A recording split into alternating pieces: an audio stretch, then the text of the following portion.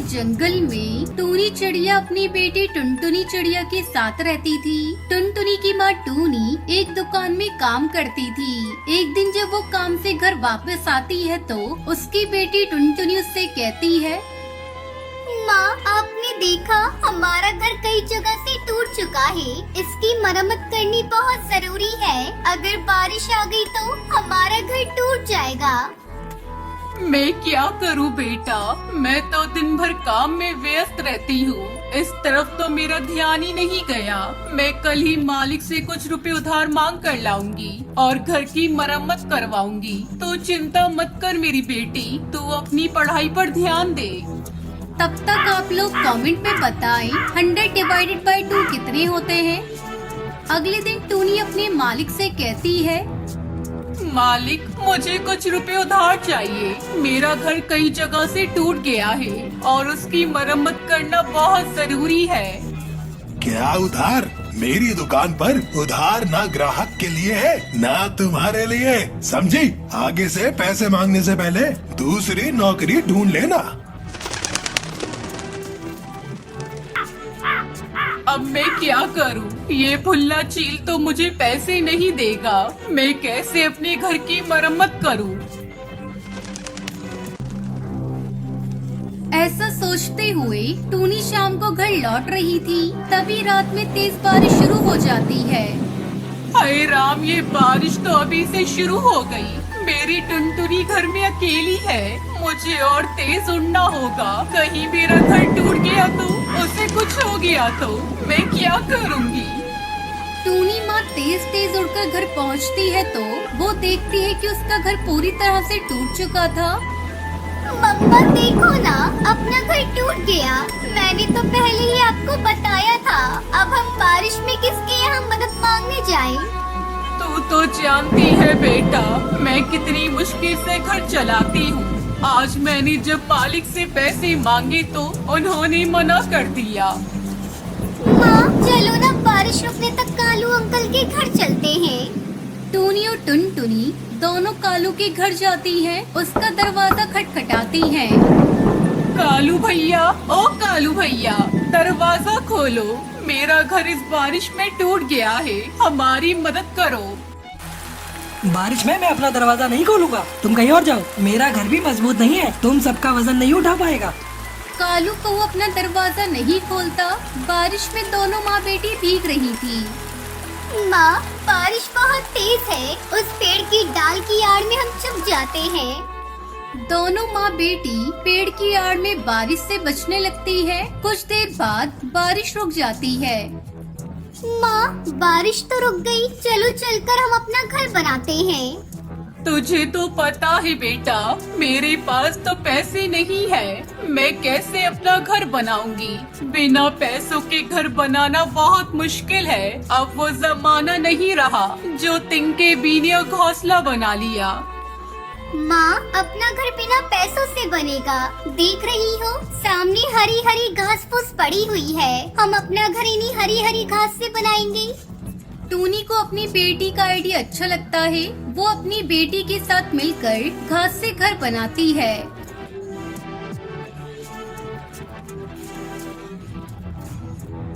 हरी घास का घर देखने में बहुत सुंदर था। अंदर उसमें बहुत ठंडक थी। और फिर दोनों माँ बेटी खुशी खुशी इस घास से बने घर में रहने लगती है।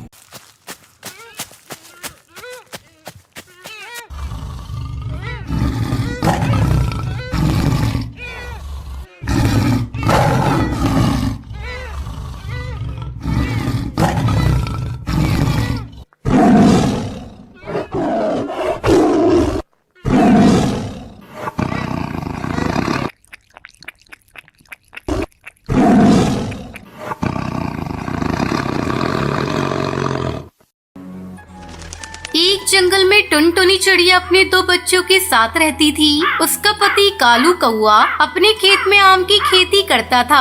आम बेचकर उसे अच्छी कमाई हो जाती थी, जिससे उसका पूरा परिवार खुशी से अपना जीवन बिता रहा था। एक दिन टुनटुनी अपने पति से कहती है, अरे ओ पिंकी के बापू, मैं सोच रही थी इस बार नए साल पे अपने बच्चों को लेकर कहीं बाहर घुमाने चलते हैं। हाँ पिताजी, मेरी सारी सहेलियाँ नए साल की पार्टी मनाने शहर जा रही हैं। आप भी हम लोगों को लेकर शहर चलिए ना। नहीं बेटा, तुम्हें पता है ना, शहर में महामारी फिर से फैलने लगी है। ऐसे में पार्टी करना ठीक नहीं। ऐसा करो, तुम लोग इस साल घर में रहकर ही नया साल मना लेना। तब तक आप लोग कमेंट पे बताएं 56 into 6 कितने होते हैं।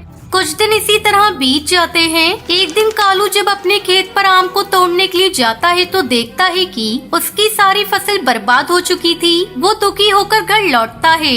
उसे दुखी देखकर उसकी बेटी पूछती है, क्या बात है पिताजी, आज आप बहुत उदास लग रहे हैं। आज आप हमारे लिए मिठाइयाँ भी नहीं लाए। हाँ जी, आज ऐसी कौन सी बात हो गई? पहले कभी आपको इतना उदास और दुखी नहीं देखा।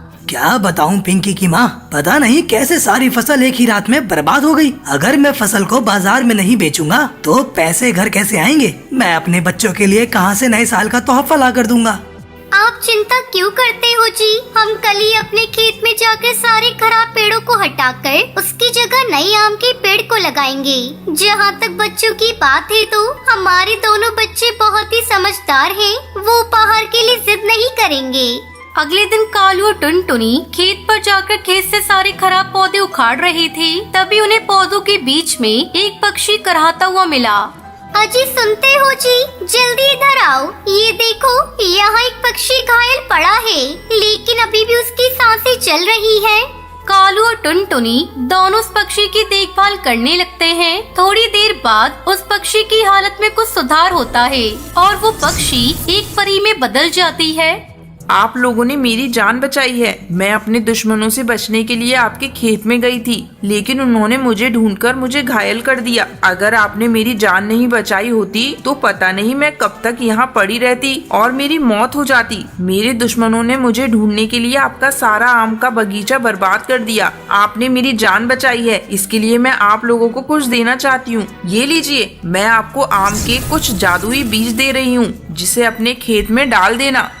टुनटुनी को बीज देकर वो परी वहाँ से गायब हो जाती है। दोनों पति पत्नी आम के बीज को अपने खेत में डाल देते हैं। अगले ही दिन उनके खेत में आम के पेड़ों पर सोने के आम आ जाते हैं, जिसे देखकर कालू और टुनटुनी बहुत खुश होते हैं। कालू आमों को सुनार को बेचने के लिए चला जाता है। इस तरह जादुई आमों की खेती करके कालू का पूरा परिवार खुशी खुशी नया साल मनाता है।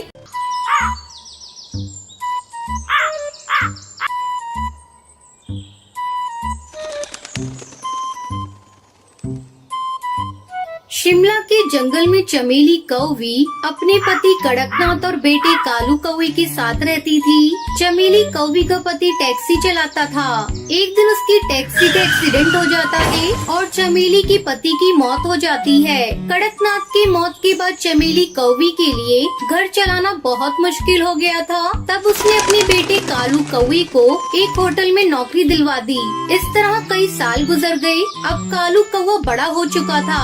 एक दिन चमेली कौवी भोजन देती हुई कहती है, बेटा, मैं बूढ़ी हो चुकी हूँ। जिंदगी कब साथ छोड़ दे कुछ पता नहीं। मुझे रात दिन तेरी चिंता सताती रहती है। मेरे मरने के बाद तेरा क्या होगा?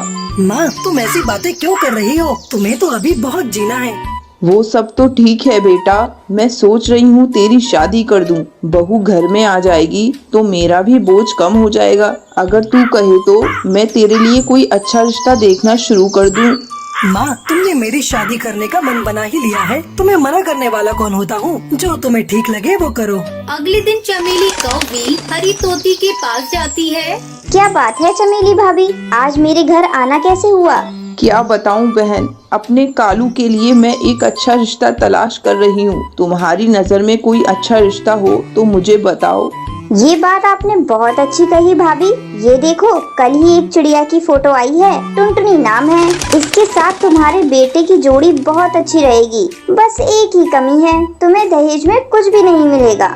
हरी तोती, मुझे अपने बेटे का घर बसाना है, मुझे दहेज नहीं चाहिए। जल्द ही टुनटुनी चिड़िया और कालू कौवे की शादी हो जाती है। टुनटुनी चिड़िया खुशी खुशी अपने ससुराल आ जाती है और अपनी सास और पति की सेवा में सारा समय लगा देती है। बहू, थोड़ा अपने ऊपर भी ध्यान दिया कर। दिन भर मेरी और कालू की सेवा करती रहती है। मैं तुमसे बहुत खुश हूँ। इसी तरह समय गुजरने लगता है। टुनटुनी चिड़िया एक बच्ची की माँ बन जाती है। घर में खुशियों का माहौल था। अचानक एक दिन कालू की होटल का मालिक होटल को बंद कर देता है। अब क्या होगा माँ? घर का खर्च कैसे चलेगा? मैं अपनी इस नन्ही सी बच्ची का पालन पोषण कैसे करूँगा? आप इतना मत घबराइए जी, इतना घबराएंगे तो कैसे काम चलेगा। हिम्मत रखिए, जल्द ही आपको कोई नया काम मिल जाएगा। हाँ बेटा, बहू ठीक कह रही है, तू इतना मत घबरा, हम सब तेरे साथ हैं। अगले दिन से कालू कौआ नए काम की तलाश में इधर उधर भटकने लगा, लेकिन उसे कोई काम नहीं मिला। 1 महीना गुजर जाता है। घर के सारे पैसे खत्म होने वाले थे। तभी एक दिन टुनटुनी चिड़िया कालू कौवे से कहती है, सुनो जी, अब से तुम्हें काम की तलाश में जाने की कोई जरूरत नहीं, हम अपना खुद का ढाबा खोलेंगे। तू पागल हो गई है क्या बहू? तुझे पता भी है ढाबा खोलने के लिए हमें एक दुकान किराए पर लेना होगा और अपने पास इतना पैसा भी नहीं है। अरे माँ जी, ढाबा खोलने के लिए दुकान की कोई जरूरत नहीं। ससुर जी की टैक्सी है ना, बहुत दिनों से गोदाम में पड़ी है। कालू जी आप जाइए और जाकर उसकी मरम्मत करवा कर ले आइए। हम लोग टैक्सी में ढाबा खोलेंगे और जंगल में घूम घूम कर अपना बनाया हुआ भोजन सस्ते दाम पर जंगल के पक्षियों को खिलाएंगे। अब कालू कौवे के टैक्सी ढाबे को देखकर कुछ पक्षी उसके ढाबे पर आते हैं। टुनटुनी चिड़िया कालू कौवा मिलकर बड़े प्यार से अपने टैक्सी ढाबा का बना हुआ भोजन उन पक्षियों को खिलाते हैं। इस तरह टुनटुनी चिड़िया और कालू कौवा मिलकर अपना ढाबा चलाने लगे और खुशी खुशी अपने परिवार के साथ रहने लगे।